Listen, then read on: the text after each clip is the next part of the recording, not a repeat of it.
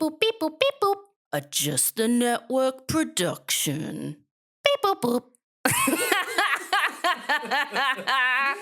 That sounds good. Take it away, me.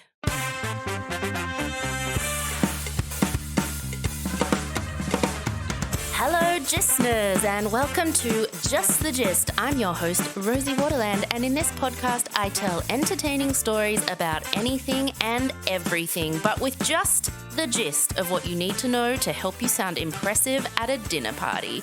Gisting in every week is the JTG production team and you guys, the Gisners. So, let's get gisting. Hello, Gisners. We're back! I'm Rosie Waterland, and with me today are JTG team and professional Gisners, James Joseph and Kate Lever. How are we, guys? We're great. So good. All the better for being back with I you. know. We're back. We're back. She's back, baby. And I'm not playing it cool at all. Excited me? Would you let them back? Okay, so Kate Lever, a little just the gist on you and I. We've been friends for years. We met over a decade ago I know. working in women's media. You were at Cosmo magazine, print. I was sort of. all print. Oh, I know, I remember those. And I was at Mamma Mia, and we've. and so was I. I know, we've been friends ever since. And James Joseph, That's me. just the gist on you and I is that we kiss all the time Mm-hmm. You smooch. because we're boyfriend and Smoochies. girlfriend, and but we keep webs separate. Yeah, exactly. We're very professional. That is true. You have not smooched at work. Because HR, right? Yeah, is there? Yeah, and That's yeah, me. that's you guys, Yeah. and you are two of our JTG team. Others will pop in and out. It'll be a combination of whoever is around when we're recording, but I'll be your host and curator of nonsense stories every week. Yay. With the Just the Gist Gisners listening along. So, okay, here we go. Let's do it. I wish I'd done that cooler. That was Anyway. pretty cool. That We're was back, cool. you guys. We're back.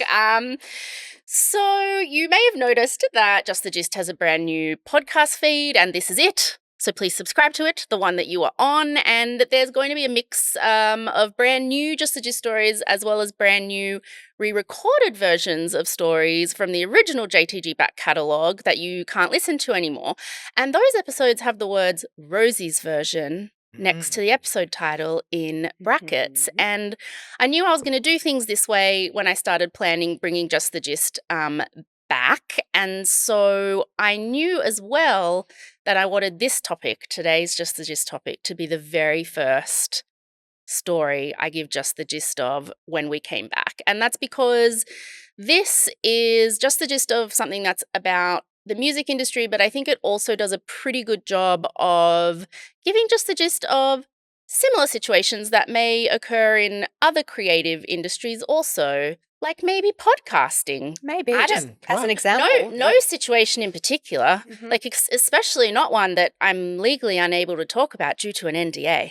Nothing Of like course that at not. all. Of So course not. I'm thrilled to be back, dear listeners. Thrilled to give you just the gist of why Taylor Swift had to re-record her back catalogue. Ooh. Now, I have to say off the top here, Kate Lever is a huge Swiftie.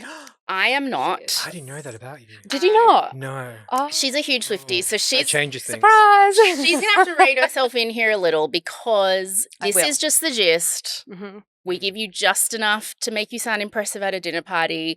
And I know that the lore of Taylor Swift and the Easter eggs and all of that stuff goes deep. Very deep. There's going to be detail that I'm not going into that's probably going to make you feel physical pain. But I'll get through it. like when someone says wrong stuff about the Titanic and I can't. I'm like, I can't. It's going to annoy me. Sit down, 45 minutes. I need to explain. Like, so I appreciate in advance you taking one for the team there because You are so welcome. yeah, we're keeping this gisty. I'm scared now because like the Swifties are like full on. They're full Like, on. you don't mess with a Swiftie. But this They'll is come just after you. But this is just the gist. Okay. Like, surely we Absolutely. all understand this is just Yeah, the gist. yeah. We're not going too too deep. I'm giving you just the gist. Yes. Of Title why of the she show. had to. Yeah, Yeah, exactly. Very good. Very clever. Funnily enough, Very clever, Rosie. that's what I'm doing.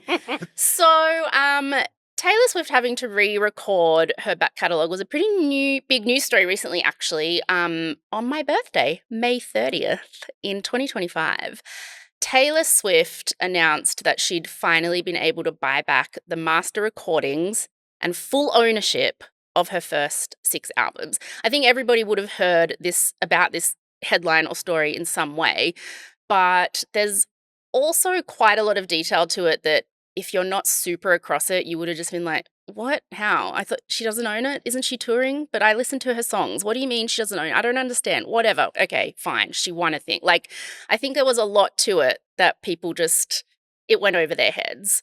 Also, like, why was she fighting with a grown man who calls himself Scooter? You know what I mean? That was like, That is a very why good point. you know, like, Yeah. what's going on with all Yeah. this? So, to make it all make sense and give you just the gist, I'm going to take you back to 1989. Ooh. Taylor Paint a picture Swift. for us. I will. Thanks. Taylor Swift. That's what this podcast is. We'll get back in time. Taylor Swift is born in Pennsylvania, which is like a kind of fancy East Coast state of America, or city, state. Don't look at me. just the American gist, geography whatever. is not. With offices. Yeah, it's where the office is set. To a very well-to-do family. Her dad is a stockbroker for Merrill Lynch, which is financy things, and her mum is a mutual fund marketing executive, Oh my. which are both jobs that I don't understand, but just Neither. involve lots of money, Mhm. I'm assuming. So she was in a pretty, I'd say, upper middle class family. Apparently, she was named after James Taylor, the musician. So there you go. Nice. Is that true? I don't know. Oh, I was like, Caitlin. Do not use me as fact check. I couldn't tell if Caitlin was like, that's wrong, but I'm not going to say No, it. do you know what, Rose? I think it's important for me to say that my fandom of Taylor Swift is about enthusiasm and not knowledge, and Love do it. not use me as fact check Okay. because I'll embarrass myself, and then the Swifties will turn on me. Oh no, I don't like fact checking on Oh, this yeah, show. good. I mean, I Good. think this is an important moment Good. to point out that I'm not a journalist. I'm giving you just the gist, and usually when I say something really confidently, that means I know the least amount about it. So Yeah, same in my that real in life. mind. Taylor was very interested in music and singing from a young age, and particularly interested in country music. And she recorded little demo tapes of herself doing like Faith Hill and Dolly Parton covers, and like Dixie Chicks, or the Chicks now, covers. And she made her mum take her to Nashville, Tennessee, which is like the world's capital of country music, next to, of course, Tamworth, New Of South Wales, course. with the golden guitar. And she would go around submitting her demo tapes to like all the little country record companies there. So I guess she was very, what's that word when a kid is really... Vivacious? No, not vivacious. Precocious? Precocious. Yeah. Yours sounded Words are dodgy not there. my thing. Precocious. She was a very precocious kid, and it sounds like her parents were incredibly supportive of her dream. Not long after not really getting anywhere with her little singing demo tapes, because look, I love Taylor Swift, but I'm going to say she's not Celine Dion in the voice. She's got a great voice, but I think she realized very quickly that her like skill comes from her songwriting and music composition. So her little singing demo tapes didn't get anywhere, but someone mentioned, do you write your own songs? That's what country music's all about. So her parents paid for her to start getting guitar lessons, and she was working with like accomplished kind of music composers and songwriters to help her learn. And at 12, she started focusing on her songwriting after going into all these lessons. And About time. I know. 12. And then at this time, her dad literally got a transfer in his company to the Nashville office so that the whole family, she has a brother as well, could move to Nashville to support Taylor's dream of That's being a thoughtful. country music singer. That's like Wow. across the country, I think, if that's the correct geography. Her parents got her a talent manager, and then at 14, she signed a development deal at Sony Publishing, which was the youngest artist to have signed that kind of deal with them. But a development deal like that just means it's songwriting. Like, it wasn't to be the new Britney or like Faith Hill or whatever. It was just like, we're going to just pay you a little bit of money to like write some songs and see how you go. What would a 14-year-old write a song about?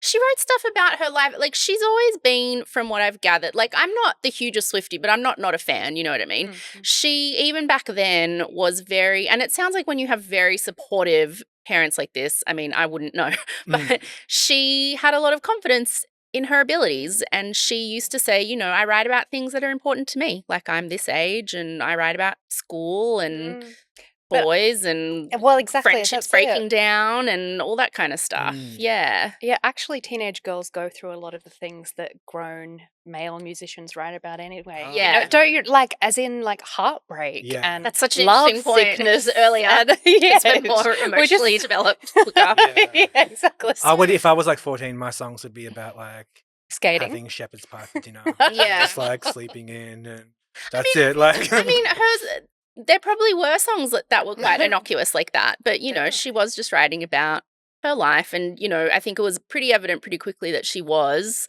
an incredible Yeah. songwriter. With Taylor, it's the whole package.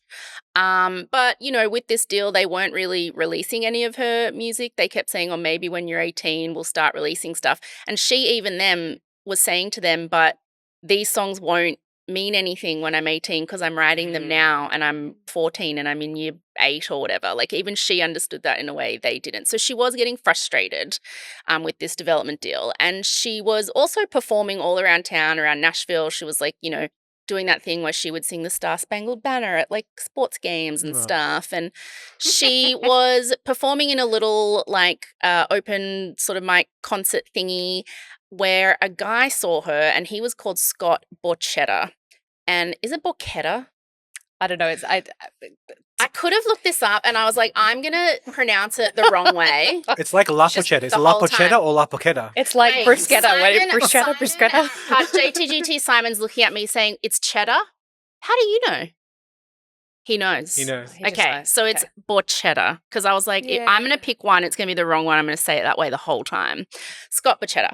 So he was like a talent executive, like music executive, who had been working at one of the major labels, but he was looking to start his own country music record label, and it was going to be called Big Machine. And he saw the talent Taylor had, and he was like, you know what? He got it. And so he met with her and her parents, and she explained that she hadn't really been happy with her deal because they'd not been releasing anything. And also they were bringing lots of people in to help her write, and she wanted to write on her own. And so he promised that if she signed with Big Machine, she would be allowed to write all her albums herself. And she was into that, and so were her parents. So in July of 2005, Taylor is almost 16 years old. She'll be turning 16 in December. She signs a 6-album deal Whoa. with Scott Borchetta. Those albums are to be released over 13 years, so to go until Jesus Christ. she's 29, essentially. It's a big commitment. This is the deal she signs with Big Machine Records. And here's just the gist of what she signed. And this kind of explains a little. I don't want to get too into the weeds of like IP and master recording and blah, blah, but I'll give you just the gist of like the deal she signed and what most artists had to sign and often do still have to sign when they're like getting deals like this. So this is pretty much where all the issues come later. This is why this whole story is a thing. So it costs a lot of money to make an album and to like launch a new band or singer or recording artist. So there's the production of it all. So like the actual recording, making of the album, going into a studio, musicians, producers, sound mixers, everything, that all costs a lot of money. You have to make the physical albums themselves, like the CDs back then and all of that. You also have to make the music videos, like that's a lot of money. You have to do touring and marketing. You have to be like getting them on radio and on TV. Like it's millions of dollars goes into creating a new artist. And musicians and artists hoping to make it don't have the millions of dollars to be able to do all that stuff. And obviously this is a different time. Like this is back in the early 2000s. Like I think things are a little more democratized now with things like YouTube and TikTok and whatever, where people are getting discovered in different ways. But still, even once you get discovered, a big company then comes along and signs you, like, and then has to pay for all this stuff. Like you need a decent amount of money behind you to be able to launch a career like this. You just do. And these artists don't have it, so they sign with these big companies to get given this money. So they'll sign a record deal with like Sony, who has the money to pay for all this. They'll pay for everything up front, hoping that the artist becomes a huge hit, like hugely famous. And then Sony will make all their money back, plus hopefully a lot more, like lots of profit. But like, it is a big risk because for every Taylor Swift, there's 100 girls that a record company signs that they put all this money into that you never really hear from. Again, they get no return on it. So in order to limit their risk, record companies have 4 years forced artists to sign notoriously terrible contracts for the artists. And the two most terrible parts of these contracts, I mean, I think a lot about them is terrible, but the two worst parts of these, number one is the advance system. So all the millions of dollars these companies invest up front in like making you a musician, like with an album, that's considered an advance. So any money you go on to make as an artist, you first have to pay them back all the money they fronted you before you even start making any money. And often, like, they'll charge, like, just the most ridiculous amount of money for things that, like, it means you won't ever really make back the money they've given you. So then you go on to your next album to try and make back more money, but then they've invested more in making that album. So then you're still owing them. Like, you just always owe the record. Nightmare, yeah. And, like, you sort of get it. You're like, okay, they do need to sort of mitigate their risk in some way by putting all this money up front, but it feels like there could be a fairer way. The other second terrible part of these contracts is the intellectual property and the masters situation. And that's where Taylor got into trouble. So these record companies will agree that the artist owns the intellectual property or like the copyright of the songs they've written. So they own the music and the lyrics that they've written.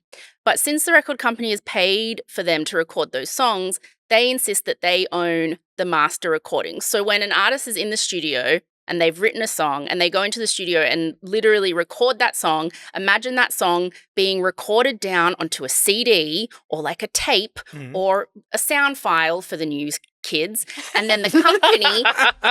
sound file. Millennials. And then the record company takes that CD and like puts it in a safe and locks it, and they own that recording. So the artist owns like the words and the music, the concept of the song, but like the actual recording itself that was recorded that day in that studio, like the record company owns that, which means, you know, they own how that recording is used because that's the recording that gets played on radio, on Spotify, that's the recording that's used in music videos, that's the recording that's used in like concerts and stuff. And there's usually some sort of stipulation in an artist contract that they like, because they own the copyright of the song, they can re-record it, but not for like 10 years or something. So the only recording of that song that can be used is one that the record company owns. And so those are like the two ways record companies kind of screwed and often still screw over artists, with like this advance system where any money you make, you just spend years paying them back, and the master recording ownership system where you own the song that you wrote, but you don't own the recording of it, which is a very tricky thing that I say artists don't think about. I mean, it's something that, I don't know, maybe podcast companies do too. I wonder. Where like you own the IP of your podcast, but not the actual recording of it. I mean, I can't think of a situation in which that might have happened to someone. No example comes to mind. So artists are kind of forced to sign contracts like this. And I say forced because like they're not forced. I mean, they want to sign the contract, but if they don't sign that contract, they don't get a contract. So they sort of are forced in that way. It's either sign this shitty deal or don't sign a deal. Yeah. Yeah. And it's really up to like the record company's decision if they're going to spend like these millions of dollars setting this up. But the artist isn't in control of that. So they're kind of signing away for the permission for the recording company to spend as much money as they want that they then have to owe back later on. Yeah. So they're kind of like signing a blank check to. I mean, there's a great episode of the podcast You're Wrong About that they did on the Chicks, and how they got into this situation where they were like the number one band in the country, had been for like years. They were having all these number one hits. They'd made millions upon millions upon millions of dollars, and they were still in debt to their record company. Yeah. Like, because it's just the way it works is you just get stuck in this cycle where they invest more, you're paying them back. They invest more, you're paying them back. You don't know when you sign. Yeah. No, and also, I mean, if you think about Taylor Swift at 14, 16, 18. Yeah. Imagine like the naivety, the excitement.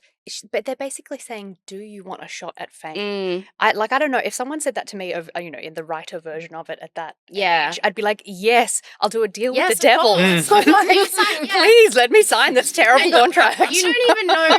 You don't know to think about it. No. Like, why would you know to think about it? There are lots of people who don't even realize they don't own their master recordings until they try to take their show somewhere else. Oh, is that right? And that's when they find out, sorry, you're Screwed. I didn't say it. So, I mean, there were rumblings that Taylor Swift's dad at the time was asking about master recordings when they signed, but it was just kind of, if you're told this is the standard, Yeah. you're like, oh, okay, like I guess.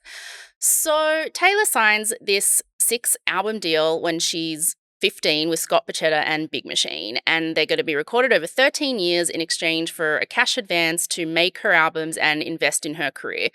And also in exchange for the rights to whatever master recordings she makes of those 6 albums while she's at Big Machine. So she'll own her music and lyrics. She owns all the songs she's written, but Big Machine will own the actual master recordings on CDs locked in a safe. They own those and can do what they want with them. Taylor very quickly becomes a huge deal, and here's where Swifties might get frustrated at me giving just the gist. But not this one. Her first single, Tim McGraw, which is about her having a big crush on Tim McGraw, which is Faith Hill's husband, I guess. And the only reason I know this is because he's the hot husband in The Blind Side with Sandra Bullock. So, and he was in the Yellowstone. And he was in the Yellowstone. Yeah, so he's like around as an actor. So that song comes out in 2006, and that's followed by her debut album, self-titled Taylor Swift, a few months later. It's all very country, but it does hit number 5 on the regular music chart. So she is already like becoming popular in mainstream. Do they still have music charts? Yeah. Do they? Oh, okay. No, because remember, like, as a kids, like, we listened to like, the top 40 video hits and things like that. And like, oh, do they still have that? Rage. The only music I listen to is Spotify playlists of everything I listened to in high school. It's like Backstreet Boys, Britney, Aqua, Britney forever. Maybe some new Wicked cast recording. Like It's good. Could you please share that playlist? Don't listen to anything. Should start a playlist. So yeah, her career goes nuts from that first album. She knows how to write good music, and she realizes pretty quickly that she's more interested in the pop direction of music than she is in country. I mean, I think she was like young and got into it when she was really young, and then like signed this deal for 6 country albums. But by this stage, she's like 17, 18 when she's getting into making her second album. She's like, oh, I want to do more mainstream music. So she wants to leave. Couldn't pivot to like death metal, or is like has she signed a country album, like a contract for a country album specifically, or she couldn't just be like. So here's the thing: she wants to go less country, like she wants to start leaning into the other stuff she's interested in, but she's getting pushback from Big Machine and Scott Pachetta about this straight away because he's a country music guy and Big Machine is a country music label. Yeah. And although like he can't stop her from doing he can stop her from certain kinds of music he wants to do, but he can't stop like the music she wants to do. Yeah. He doesn't want her leaning towards pop because it's threatening to him, because when he signed Taylor, he had just started the company. It had like a few employees. She was essentially the company's only big signing, she, since her first album, is 90% of their business. Like it's Taylor Swift is Big Machine. He's a Nashville-based country label that would kind of fall apart without her. So her wanting to move away from country is like threatening to him. He gets to decide a lot because his record company is paying for the production of her albums. So he does let her do some pop-ish stuff, but he makes the decisions in terms of like how pop she's allowed to go, how country she has to stay into. And so there starts being friction between them pretty much from her second album. In 2008, she releases Fearless, which is definitely a lot more pop. It's the one that has back door B, you belong with me. Oh, okay, yeah. You belong with me. Yeah, I skipped ahead because I knew that was painful for all of us. That was great. I liked it. Yeah. It's still considered a country album and actually becomes the most awarded country album of a female artist of all time at that point. But it also does get some mainstream music recognition because, I mean, I wouldn't have thought that was a country music song, You Belong With Me. No, like, yeah, exactly. And I remember the video and it felt like, you know, just a pop singer video at the time. So this is the song that she won Best Video for at the 2009 MTV Video Music Awards. And did anything happen at that award ceremony of note? I know about this. This is what I know about, yeah. You know who Taylor Swift was before this, you knew it then, because that's when Kanye storms the stage and says, I'm going to let you finish, Taylor. But Beyonce had one of the best music videos of all time because that was for single ladies. And look, I'm not going to say I disagree. No. But he shouldn't have stormed the stage. But I'd also say that, like, for me, someone who had Taylor Swift not on their radar at all, suddenly I knew who Taylor Swift was, the world who knew Taylor Swift was. She looked like an injured lamb. Yeah. Like, she just stood there. She seemed excited at first when he came up, and then he says that into the microphone, and her face is just, because she's 17. Yeah. Oh, yeah. She just looks she looks so sad on stage. Like, it is a really awful. Even President Obama weighed in on it. At the time, I know. It was saying the that he story. was a dick. Like, it was, and it put Kanye on the map as well. It was kind of like, this bizarre. But it did her a favor, I think, in some ways. In some ways, because it kind of expanded her reach, and also I think, I mean, I'm very fascinated about the Swifties. And I think that kind of like having an enemy, something kind of like that people can like, I don't know, root for her, get on her side, defend her. Like, that is a powerful thing for people, for like a whole group of fans to come out and be like, no, this is wrong. We're going to fight back. Yeah. Like, well, that's a huge theme in this story, is that she has never been ashamed of being really vulnerable and writing honestly about what's going on in her life, but also talking really honestly about when she feels wronged or when she feels let down by people. And famous people, for the most part, particularly like, I'm talking A-list famous people. Okay, I was going to say, tell us what famous people are like, Rosie. I'm not talking like Vanderpump Rules or whatever, because they're just constantly all barbing at each other. I mean, like, A-lister famous people will rarely reveal messiness behind the scenes. Yeah. But Taylor had this way of, whenever she felt wronged, she would say so. And I think that's part of why her fan base built so strongly to begin with, because they appreciated that she was honest about that stuff and also wanted to stand up for her in it. So, I mean, I think that's a huge part of like what made her like the sort of massive thing that she became. Plus, people also, especially in America, don't like an overconfident, young, talented woman. No. So the fact that she came up as a teenager who had been sort of like wronged, she had this deer in the headlight kind of quality to her. People were like, let's protect her at all costs. And I think also an issue was a lot of her music was quite infamously, and I don't know why infamously, because like you said before, Kate Leavitt, she's writing about things that everyone writes about. But it was often about her breakups, about how she'd been wrong, how she felt wronged in relationships, like how she'd been hurt, like bitterness that she had, or like revenge she wanted to get, or just her heartbreak at her relationships. And so because she was very open about the way she felt wronged in those ways in her music, when she was open about the ways she felt she had been wronged in business, everybody just meshed those together and were like, you just complain about everything all the time. And it's like, okay. What if it's legit? What if these are legit complaints and we should listen to them? Yeah. So that happens at the Video Music Awards. She looks like a broken little lamb. It's a big story. And Kanye is the tunnel via which a man named Scooter Braun gets into this story later. So that's why I mentioned that very infamous event at the MTV Video Awards, because it kind of is the thing that sets off the butterfly effect of a lot of how this stuff goes down.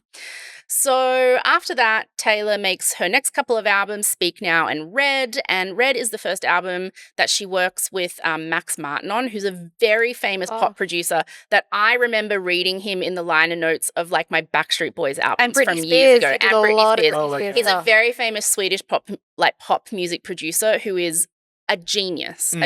So the reason I want it that way, the sort of words in it don't really make sense, is because he's Swedish and he just wrote it like kind of how he thought it should be, and it's perfect. And it's perfect. We wouldn't change anything. Apparently they tried to change the lyrics to something that made more sense and it just didn't work, and so they just changed it back.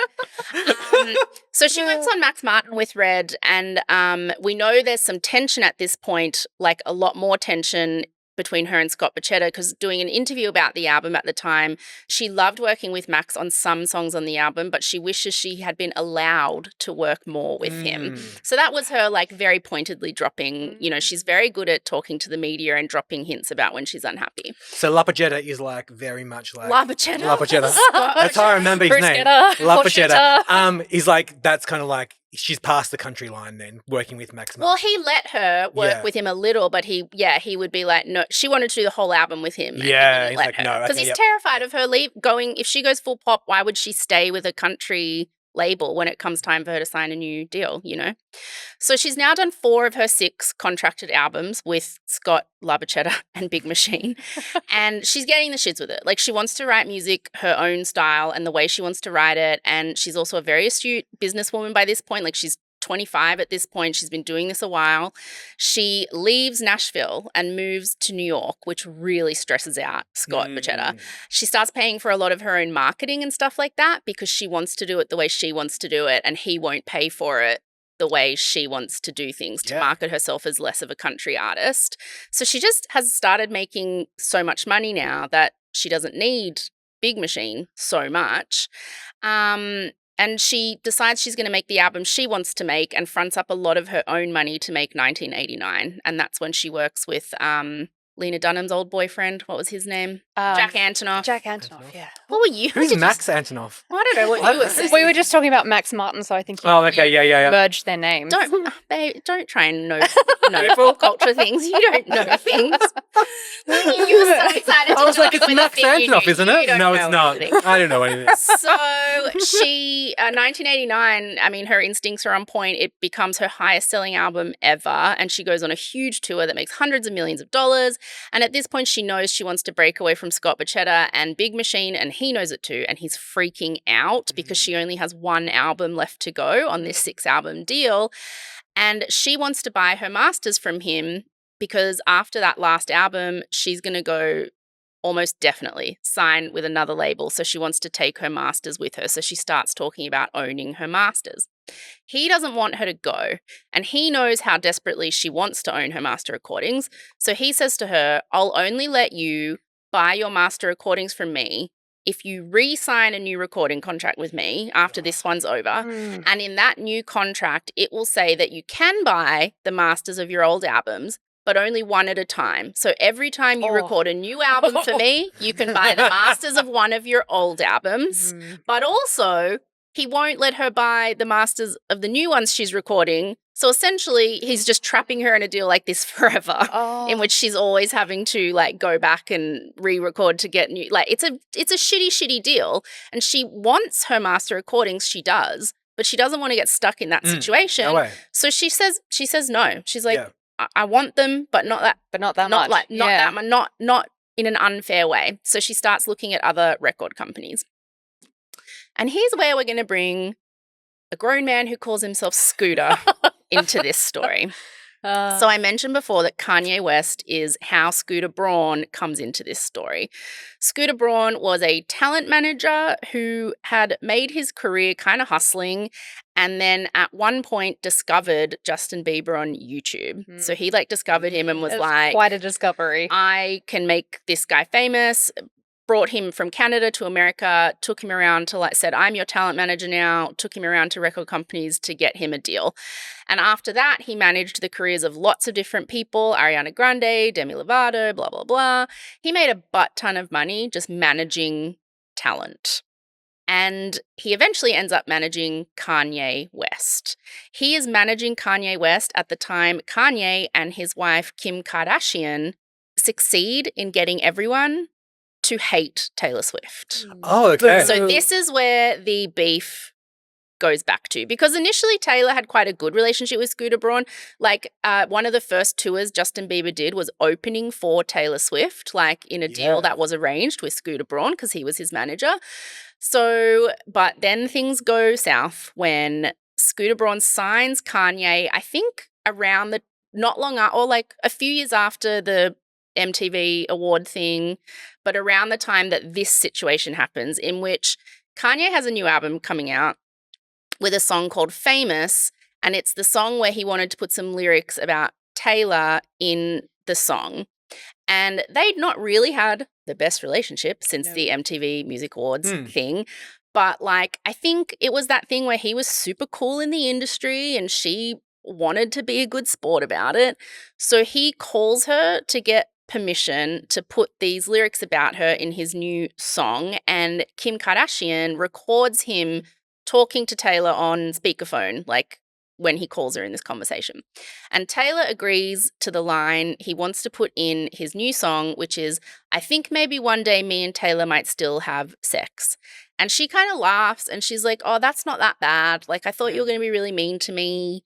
That's fine, I guess, whatever. And then the song comes out and there's another line, which is, I think maybe one day me and Taylor might still have sex because I made that bitch famous. Ooh. When Taylor gets upset because she didn't like being called a bitch, but also she's very particular about the fact, I think because there's already been men in her life trying to take credit for her career, the fact that he said, I made that bitch famous, that very specifically made her very angry. And so she releases a statement saying how upset she is. And Kim Kardashian is like, stop playing the victim. All you ever do is complain. Everybody knows that. We have video of you agreeing to this. And she posts this video of Taylor agreeing to these lyrics. And this is when everyone turns on Taylor. You might remember at the time, the snake emoji became associated with Taylor. She literally the world just jumped on her so fast because the way Kim edited the video, it did seem like she agreed to the whole thing. And then when the song came out, she was like, poor me, I'm a victim. Kanye's been mean. And then Kim was like, you said we could do it. Stop playing the victim card like you always do. But the video is edited in a way that makes it look like she agreed to this, but they never actually told her the line, I made that bitch famous. I'm so relieved for my sake, your sake, everyone's sake that you brought up that it was edited. Because do you know what? Just between you me, and everyone who's listening, I wrote an article about Taylor Swift for a magazine in England. Yeah. And I didn't make that very, very, very, very clear. And I heard from Taylor Swift's people personally. Whoa. See? Wow. She's across it. So That's right. Whoa. Because for real, it was... Taylor Swift maybe knows who you are. Maybe Taylor Swift's publicist, perhaps. Her publicist. Oh, what's her maybe name not again? Tree Payne. Maybe Tree not her. Payne. Maybe Tree one Payne. of Tree Payne's Hold on. underlings. Tree Payne is the name of Taylor Swift's publicist, and she is notorious for being just the best publicist in the world. Really? She's incredible. Yeah. She will be played by Amy Adams in a film of her life one day. Yeah, Wow. she's she's amazing. happen. So, basically this whole thing goes down where Kim Kardashian releases this video and says that Taylor's lying. Everybody thinks Taylor is lying. It doesn't come out until later that Kim had edited the video to leave out possibly the most important detail, which was that Kanye never asked her permission for the most offensive line of the thing. Do the Swifties kind of abandon her too, or not the hardcore ones, but I would say a big chunk of them do? A huge bit of damage was done. Taylor literally goes underground for 2 years. She's hated. People hate her. Everything turns on her. I would say there are other artists who wouldn't have come back from it, who Mhm. would have just disappeared, probably not done any albums again, or if they'd tried to come back, they would have been Definitely. nothing. And like it was, people literally thought Taylor is that white bitchy Becky Yeah. who Yeah. like lies about being a victim all the time, And is tried like to faux manipulate us, feminist. is always just a bit of a Karen and just complains about everything all the time. Like that was what this made people think of Taylor, because there had been this attitude about her that like all her songs are just complaining about being mistreated by men. She's like complained about like her record deal already, and like now she's like complained about this, but Kim Kardashian and Kanye have proved that she was just making it up, and like it did irreparable at the time damage. And James, just to give you an idea of how completely she disappeared, like she wasn't seen. Yeah. really? There are rumors that like there's footage, and it's become an ongoing joke, but there is footage of a really big suitcase being wheeled out of her apartment, and some people believe she was in it. Yeah. Because she like went to that kind of length potentially to just literally physically not be seen by the public. Because she wow, has that's said, incredible. like mentally, this was the worst, darkest time of her life. Like she was, a lot of people would say, one of the most hated women in the world. It was like that level of Yeah. like It's like being the main vitriol character on against Twitter her, yeah, every day online. for months and months Yeah. and months. And so when all this was happening, Kanye is represented by Scooter Braun, and there are other clients of Scooter's like Justin Bieber, but Scooter himself as well, all kind of taking pleasure in her downfall, like all posting stuff on their Instagram stories, kind of laughing, like all just, it just seemed like for her, this being the darkest, worst time of her life, and then to see these people like Revel in it. yeah, like that is like Scooter Braun to her is at the center of like one of the darkest, most painful times of her life. And so, like I said, most other people after Reputation hit like that, their career would be over, but not Taylor. So she's really mentally effed for quite a while, but she channels it into her music, like Carrie Fisher says, take your broken heart and turn it into art. I think she says that. I always misquote it. I love it. And Taylor decides if they tried to ruin my reputation, and it was, she makes her next album, Reputation. And the snake motif is like the mascot of the whole album. She reclaims the snake motif. Yeah, she does. Oh, okay. The emoji. Yes, yes. Yeah, she reclaims it. So Reputation is It's like a revenge album. yeah, It is. It is. And it slaps. Reputation is a massive hit. It gets people back on side after the whole Taylor is a snake thing. It also helps that Kanye kind of starts losing his freaking mind around this point. But Taylor has not forgotten Scooter Braun's role in all of this. She's in the darkest time of her life. She's pissed. Meanwhile, Taylor has now finished, that was her 6th album with Scott Borchetta, was Reputation. So she's now finished her deal with him and Big Machine. She signs a new deal with Universal Music, who agree to let her own all her IP and her master recordings moving forward. She says of that time that she knows Scott Borchetta will probably sell her back catalogue of master recordings, because without her as a client, Big Machine is not going to be making any money. Yeah. So the only thing he has worth any money is her back catalogue. So she's like, I think he will probably sell it. He's going to need the cash. She just hopes that before he does sell it to anyone else, he at least gives her like first right of refusal. Which would have been courteous. Yes. He does not do that. In June of 2019, it is announced that Scott Borchetta has sold Big Machine Records and all of Taylor Swift's master recordings with it to Scooter Braun. I was looking at James waiting to see his reaction. To Scooter What Braun an a-hole. for $330 million.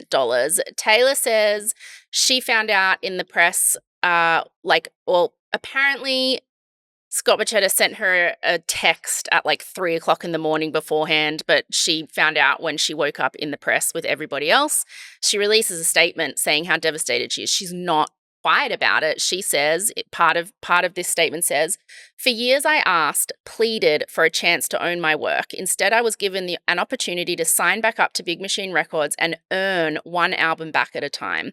All I could think about was the incessant manipulative bullying I've received at his hands for years. Now Scooter has stripped me of my life's work. that I wasn't given an opportunity to buy. When I left my masters in Scott's hands, I made peace with the fact that eventually he would sell them. Never in my worst nightmares did I imagine the buyer would be Scooter. Wow. She says in an interview that every conversation she ever had with Scott Pachetta about Scooter Braun was about how much he had hurt her.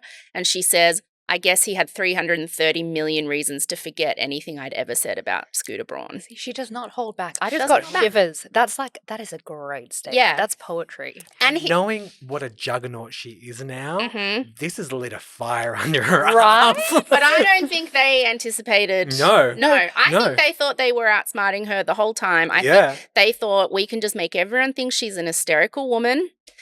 Because here's the thing, it was legal. Like, this deal was legal. Mm. He had given her the chance to buy her master recordings, but it was in a deal that was incredibly, she considered, unfair. I would say it's unfair too. But Scooter Braun did buy the master recordings fair and square.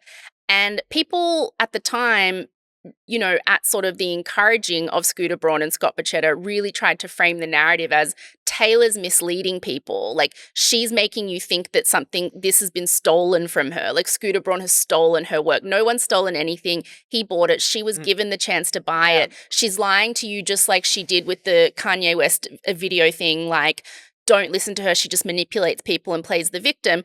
But this is when, with the help of her publicist, Tree Payne, she starts really clearly putting her message out there. Whenever they try to make her look hysterical by picking very selective parts of the story, she comes out, she's like, yes, he did offer me the chance to buy it, but I had to earn them back one at a time, and I was not going to sign my life away to do that. That wasn't a fair deal. So she starts doing what A-listers never really do. She starts revealing the nitty-gritty, messy side of the industry to like reveal they are being dodgy. It may not be illegal, but it's dodgy. Mm-hmm. So was it right? Like, no, it was legal, but I don't think it wasn't right. It was very unfair. She wanted a chance to buy those recordings. He initially offered her a terrible deal. She said no.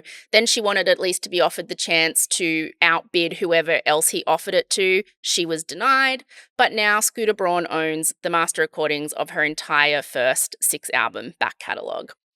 And here's where she really starts to play it smart. She knows she's built a loyal fan base, and she knows that she may not own those masters, but these like businessmen who don't actually create anything and just make deals with creators, they think the value is in like owning the physical recordings. She knows the value is in the connection with the fans she has who listens to those. Yes. Rosie. That's what she knows. Yes. Like JTG listeners and where they listen to things. Exactly. So she starts being very open about all of this. She's public with everything. Whenever these guys try to offer selected versions of the truth and make her look hysterical, she fights back, but with receipts.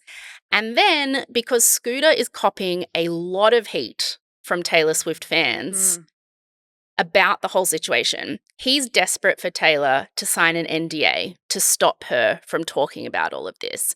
So when Taylor Swift wants to perform a medley of her songs at the 2019 American Music Awards, where she's being awarded the Artist of the Decade, so it stands to reason you would perform all your songs from the last decade, she needs his permission because he still owns, like, if she were to perform that like show, it's considered her like doing a recording of a thing that's like encroaching on his ownership. So she needs his permission to perform these songs at the American Music Awards. And he essentially says to her, I'll give you permission if you sign an NDA saying you will stop talking shit about me or any of this ever. And she's not going to sign an NDA because a huge bit of power she has here is telling people how dodgy these guys are being. And not signing an NDA is really smart. But she goes public and she goes to the Swifties and she's like, Scooter Braun is not letting me perform my songs, the masters that he owns, at the American Music Awards. And she's like, go after him, like tell him I have to be able to perform my songs. They go hard. They always do. And so then he comes out and he's like, Taylor is lying. She's being hysterical. I told her she could use her songs. Like, I don't know why she's doing this. I just need her to come to the table and talk to me. She won't talk to me. And so then Taylor does the thing and she's like, yeah, he did tell me that I could use my songs if I signed an NDA, and I won't do that. So every time he tries to release a little selected bit of the story, and she's like, no, I'm telling people what you're actually doing. So people go after him hard. Like, this is where he has, I mean, in an attempt to gain sympathy, I'm not going to deny that this happened to him, but I just can't see, I mean, but people are crazy. He says that his family was getting like death threats and stuff. Like, Those Swifties are hardcore. I mean, they are, but They're hardcore. he was like, Taylor Swift, basically call off your goons. And she's kind of like, no. Also, as well, like her goons, I would say, are largely women and largely younger women. Yep. And these older dudes in these production music companies are always underestimate younger women as this kind of like frivolous like fan base. Yeah. But you rally them all, and they are a force to be reckoned Yeah. with. And like even at this point, Scooter Braun's wife released this like statement, I think, on her Instagram, basically being like, you know, this is ridiculous. People are coming after my family. Taylor's lying to you. Like, this was a legal deal. Scooter bought this legally. It's like, she's not saying it wasn't legal. She's just saying it's not right. She's saying it's not fair. And she's saying you're being a dick. So at this time, Kelly Clarkson tweets, because she's talking about how she doesn't own her masters and she can't record her stuff. Like, she can't do the American Music Awards or whatever. And Kelly Clarkson tweets to her, you know, like, maybe you should just re-record all your own songs and maybe offer something a little extra with each of them, so then all your fans will buy your new versions and the old ones will lose their value. And Taylor's like, way ahead of you, Kelly Clarkson. She'd already been thinking about that. She'd been wanting to re-record, but there was a clause in her contract that said she had to wait until November 2020. So she knew as soon as it was November 2020, enough time had passed that she was allowed 10 years. Yeah, she was allowed to start re-recording all her old albums. And that's why you've got brackets, Taylor's version. Yeah. So here's the genius in re-recording her music. Taylor has this incredibly loyal fan base. They love the music. They love her. If she tells them, I don't own those original recordings anymore, so I'm recording new ones and I'm labeling all of them with brackets Taylor's version, and I want you to make sure you only listen to the new versions and not the old ones. And I'll make it worth your while by adding like heaps of extra stuff to the new songs and like to the new albums and heaps of, you know, she puts a lot of work into making it worth people buying the new versions. When Taylor does this, people stop buying the original master recordings that Scooter Braun has bought, and Taylor devalues them in a massive way. So listen to this. In April 2021, she re-releases Fearless that she's re-recorded. So it's Fearless, Taylor's version. It's a massive success. It debuts at #1 and suddenly everyone's listening to the new version instead of the old one. Then she does Red and she has like a 10-minute version of All Too Well with it. Then she does Speak Now, Taylor's version, 1989, Taylor's version. And here is the best part. Every time someone streams her version, the Taylor's version, instead of the original, Taylor is taking money away and value away from the original recordings that Scooter Braun spent all this money on. So listen to this. The strategy works. The original Fearless drops 19% and falls off the charts completely. The original Red dropped 45% following the release of Taylor's version of Red. The original Speak Now dropped 59% following the Taylor's version release of Speak Now. The original 1989 dropped 44% following her release of Taylor's version of that. She's essentially made Scooter's investment worthless by creating better, more popular versions of her songs that she has re-recorded.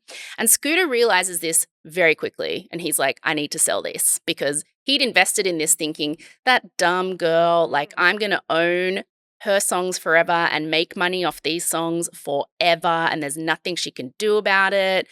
So he's trying to sell them because he never anticipated that she would do this, that she would re-record and just be totally open about how shitty he'd been to her and encourage everyone not to consume those versions, but to consume hers. And I don't think as well, like I said before, he ever considered that the value of this stuff is in the artist that makes the music, the fans that consume it, and the connection they have with each other. Yep. You owning these physical CD recordings that you keep locked in a safe to make you money they're not worth anything without Taylor. Exactly. Meaningless. Meaningless without Taylor. Mobilize that fan base. I think it's one of the Amazing. greatest examples of, like, the music industry has been an economy run by, like, fueled by the fandom and adoration of teenage girls forever. Like, the Beatles would have been nothing unless teenage girls decided they were babes. But, like, this Taylor Swift story, and you are telling it so beautifully, Rosie, it, like, moves me deeply. I wonder why I would be invested in people owning their master recordings of their own creative It's work. a mystery. So, Scooter realizes very quickly that the value of this Taylor Swift back catalogue that he has is not worth a lot since she's been doing Taylor's versions and re-recording. Taylor wants to buy the back catalogue from him, her master recordings from him, but he won't even negotiate with her unless she signs an NDA agreeing to never say anything about this. So that means, like, he won't even come to the negotiating table to talk about maybe like coming up with a deal unless she signs an NDA. And she's like, what's to stop you from asking me to sign an NDA in order to negotiate? I sign it. And then you come to the negotiating table and say, I'm not negotiating, thanks, bye. Like, she's like, I'm not that stupid. So many people in that situation would have signed the NDA because they would just assume It's in good faith. you would negotiate then and you would buy it back, and you don't have to say anything as long as you own it. I mean, yeah. Many people would have signed So that. many people would have, I think. Definitely they if you're would told, you know, sign Some of the this cutest, loveliest to people. negotiate. And you would think, yeah, okay, so then we'll negotiate, and then it's no negotiation. Same shitty offer. Yeah. And Taylor was smart. Well, yeah, Taylor was smart. There's a lot to learn from Taylor Swift. There is. So she's like, I'm not signing that because I know you'll screw me over.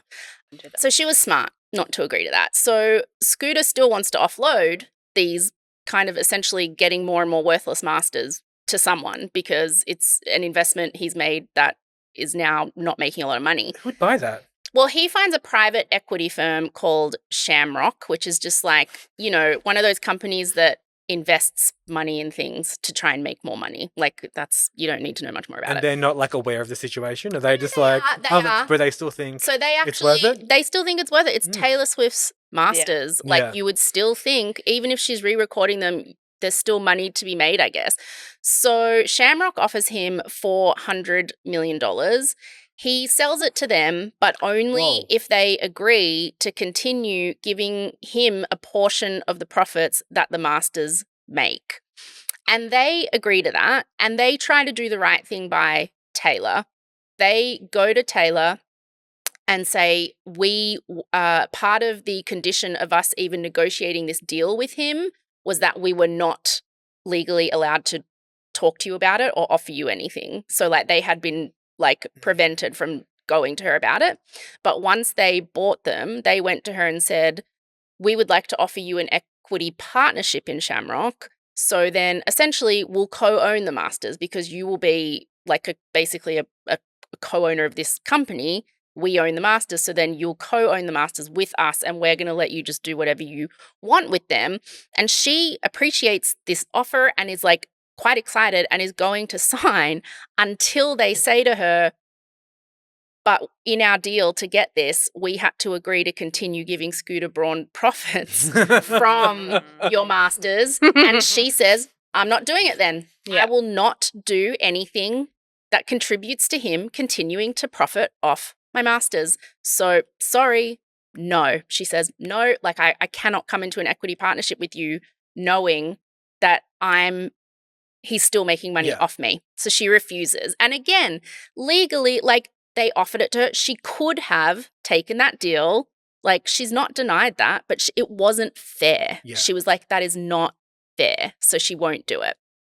So after that, she kind of just goes on dominating the world. Her new albums that she's making and her new record deal, plus the Taylor's version re-records of the old albums, are all huge. She goes on the Eras tour, which is the highest grossing tour of all time.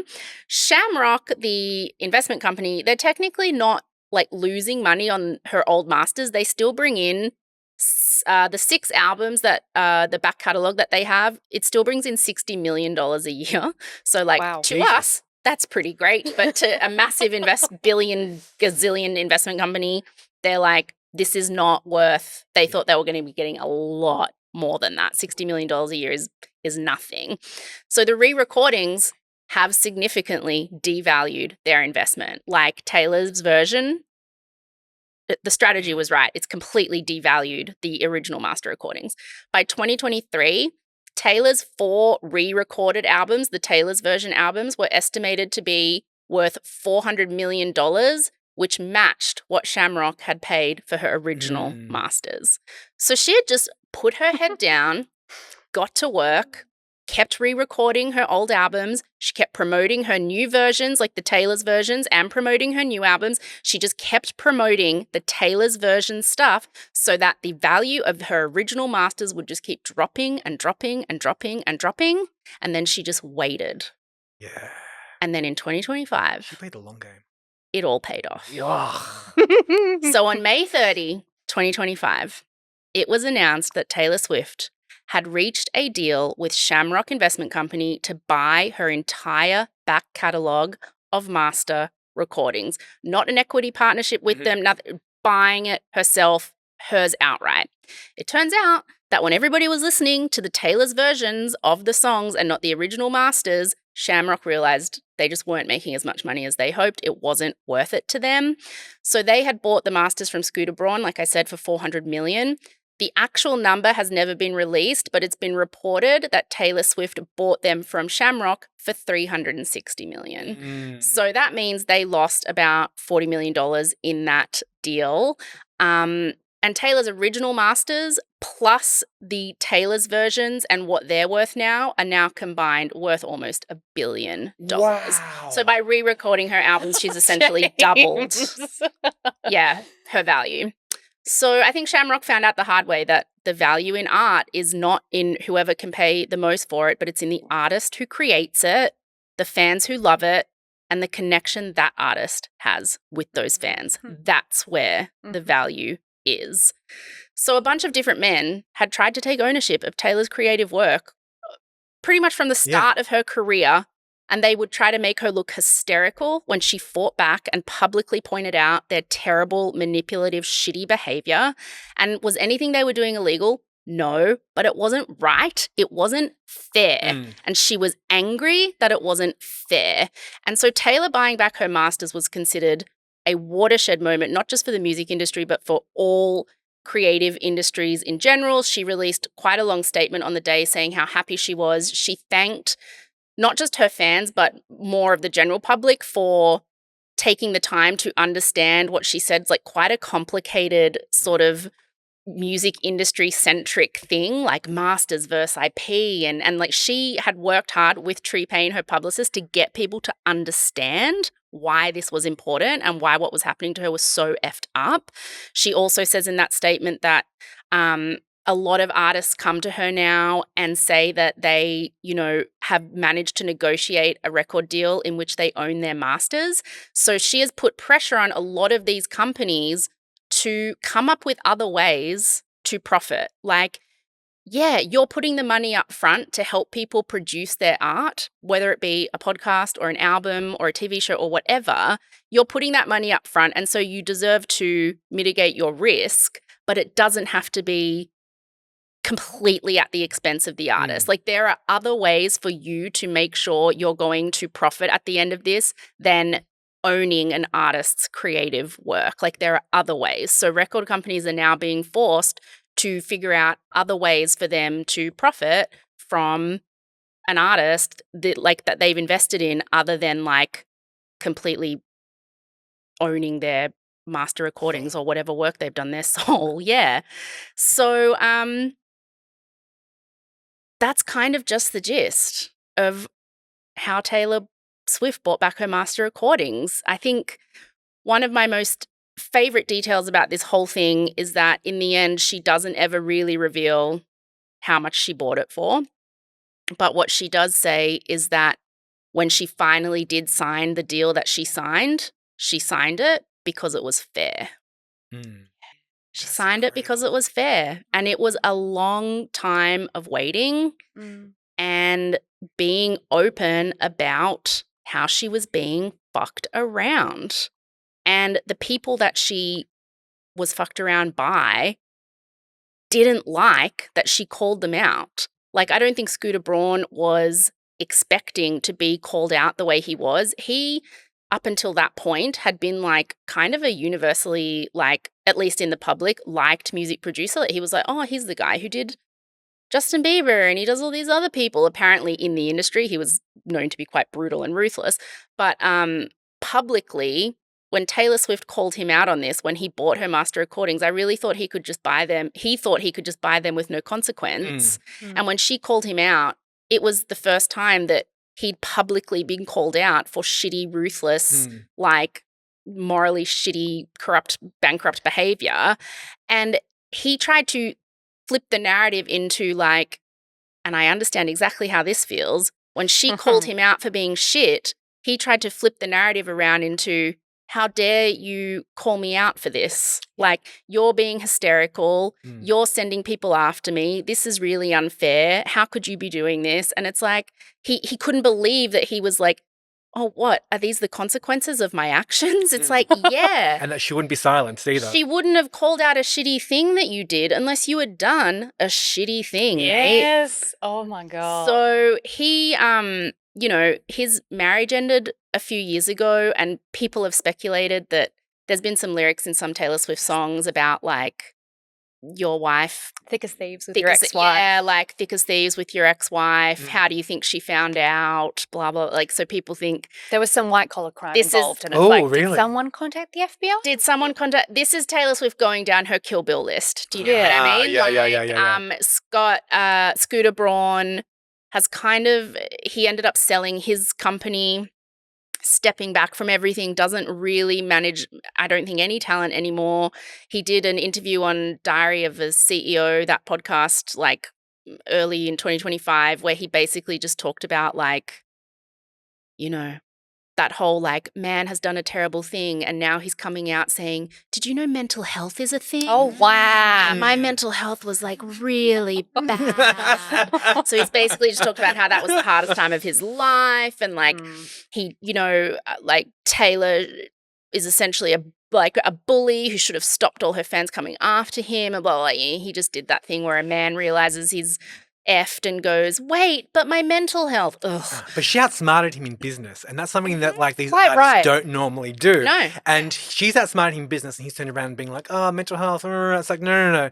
If this is solely a business thing, she outplayed you. Yeah, you got and outplayed, that's what it's mate. about. Yeah. And also, and now you're crying. Now you're crying. You got outplayed in the thing that you normally win at, and now you're crying. It's like when men, they do fit, they go on diets and call it like body biohacking. Yeah. It's like you got beaten at this thing, and now you're trying to act like it's the biggest tragedy on earth when this is what you were doing to other people 10 times a day. Well, exactly. It's like, babe, did you not hear about mental health or not care about it at all when you like chased a woman into hiding because you just ravaged her reputation so much and like stole her art? Did mental health not exist back then? Well, it's like when fathers come out and say, you know, now that I've had a daughter, I would never use the word bitch. Yeah. It's like, oh, so before every other woman you've ever met, it's like now that he's had mental health difficulties, he's like, how could you ever be cruel to someone with mental health difficulties? Now that it affects me, I care about this thing. So anyway, I don't have a lot of time for Scooter Braun. I mean, he's in that whole weird Hillsong adjacent like area of the universe, and is like, I think, quite closely linked with all these sort of evangelical side of like the Kardashian Jenner like situation. There's all that going on with him, but I think it's very fair to say that Taylor Swift won, Scooter Braun 0. Yeah. Oh, Rosie, that was such a beautiful retelling of that whole story. Oh, good. I loved it. I was riveted. Yay! Not that it could not apply relevant. to or be relevant to any No. other situation. And in completely not at all connected news, you will find that all JTG episodes from this point on are either new ones or old ones with the words Rosie's version after the title in brackets. So- And I'm not giving any indication as to why that might be. That's just a completely disconnected thing I thought I might add here It's at a the end. stylistic choice. We love brackets on this Mm. show. We love a bracket. Parentheses. We love a parentheses, Rosie's version. So this has been so amazing. I cannot tell you how happy I am to be back behind the mic giving just the gist It's your ears of to it. any and all stories again. Yeah, so keep joining us because there's lots more to come. We're back, baby. We're back, She's back, baby. Bye. See ya. Thank you for listening to Just the Gist, a Just the Network production. Executive produced and hosted by me, Rosie Waterland.